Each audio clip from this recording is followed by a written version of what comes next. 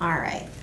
3.2 is derivatives of exponential and logarithmic functions.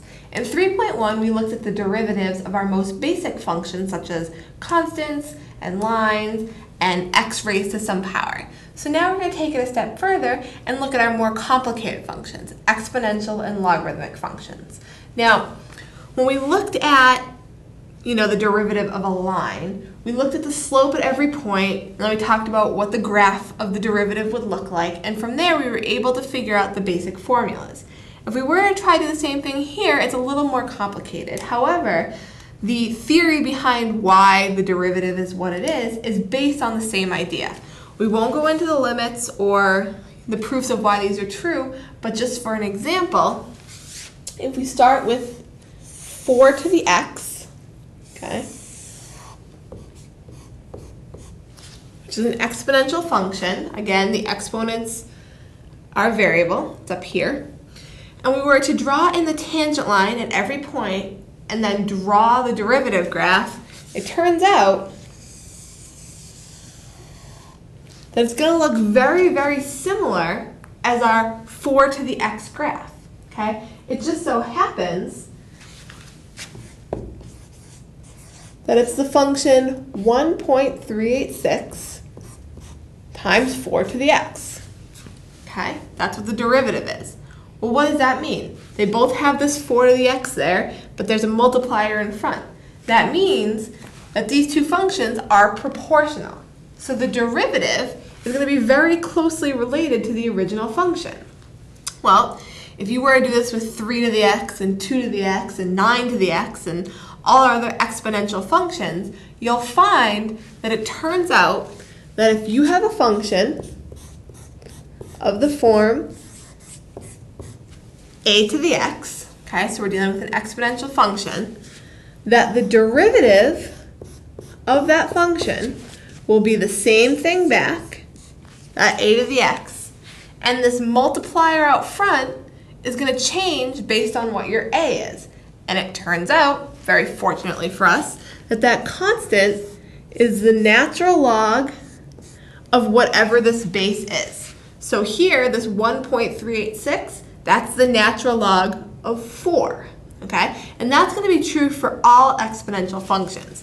This is our general formula, okay? Let's do a quick example. If you have the function f of x equals 9 to the x, okay? So 9 is our base. That means that our derivative, okay, is going to be the same thing back, 9 to the x, with a multiplier out front that is the natural log of the base. The base here is 9. Okay, so the natural log of 9 times 9 to the x. That's our derivative function. Okay, so that's true for all exponential functions. And as you can imagine, we have the e function, because e is just a number, it's exponential. So we can apply the same thing here to get something really cool to happen. So when we have the function e to the x, then the derivative, based on our formula, will be the same thing back, e to the x, with a multiplier in front, which is the natural log of the base, natural log of e. But remember, the natural log of e is just 1, okay? Which means the derivative of e to the x is just e to the x. It's itself, which is kind of a neat property. As we said before, e has some mystical powers. It does neat things. And so that's a really fun one to remember. However, I need to point out that this is only true when it's just e to the x. If we had e to the 5x, the derivative is not just the same thing. If we had e to the x cubed, the derivative is not just the same thing. This is only true when you have the most basic form, e to the x. Okay? We'll learn how to deal with other sorts of things up in the power once we do the chain rule, but for right now, we just need this as our basic form. Okay? So this is how we deal with things of the form a to the x, and these are their derivatives. Now, I want to point out that we had a rule in 3.1 where a constant would carry. Okay, the same thing's going to happen here. Let's look at another example, and I'll show you what I mean.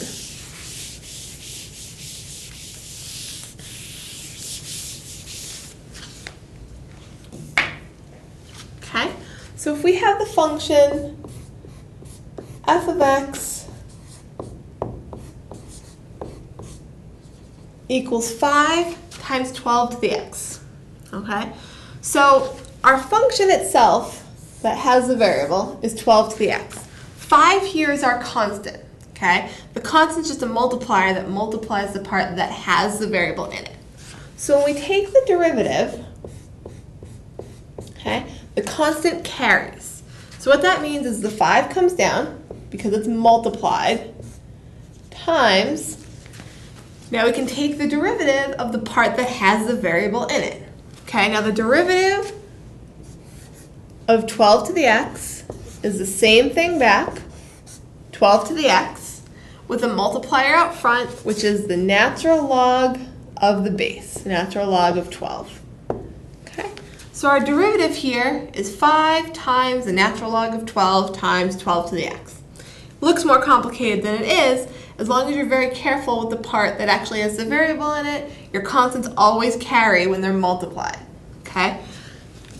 Using Leibniz notation, it's a bit easier to see, okay? The derivative of 5 times 12 to the x equals 5 times the derivative of 12 to the x. We can bring that inside because it's multiplication, which equals 5 times the natural log of 12 times 12 to the x. Okay, same thing, just with alternate notation, but again, the constant carries through when it's multiplied in the beginning. Okay, so that's how we sort of look at these exponential functions, and that's our basic rule for how you take the derivative. Similarly, we want to be able to take the derivative of the natural logarithm. Okay, so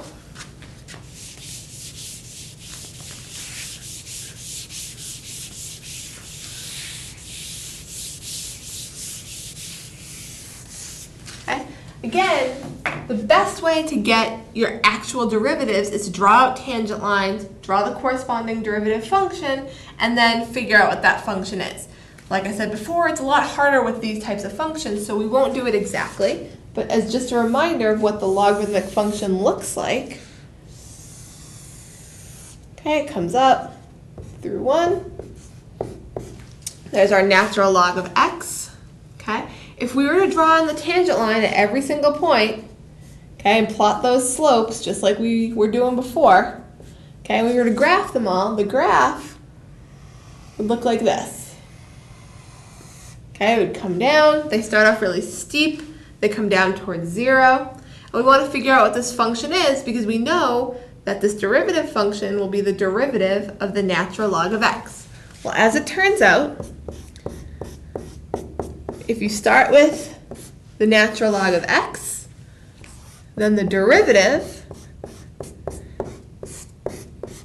is 1 over x, okay? I want you to notice here that the derivative no longer has a natural log in it, okay? It's one of the few that completely disappears when you actually take the derivative.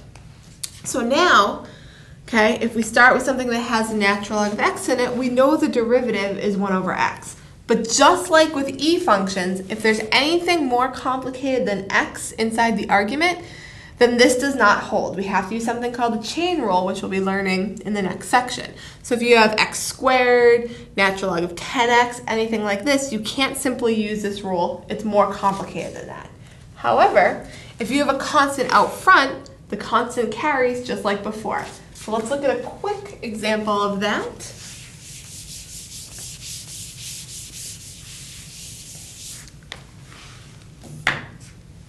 Okay, so if you have the function f of x equals 10 natural log of x, okay, so again the constant is multiplied here, then the derivative, the constant will carry, the 10 will come down, times the derivative of natural log of x. The derivative of natural log of x, we just said, was 1 over x. I'd like to point out that you can also rewrite this as 10 over x. When you multiply fractions, okay, this 10 will multiply into the numerator, and so these two things mean the same thing. Okay, so again, if the constant's on the outside, it carries, we can proceed forward easily, but if there's anything on the inside of the natural log argument, we have to wait until we learn how to do the chain rule.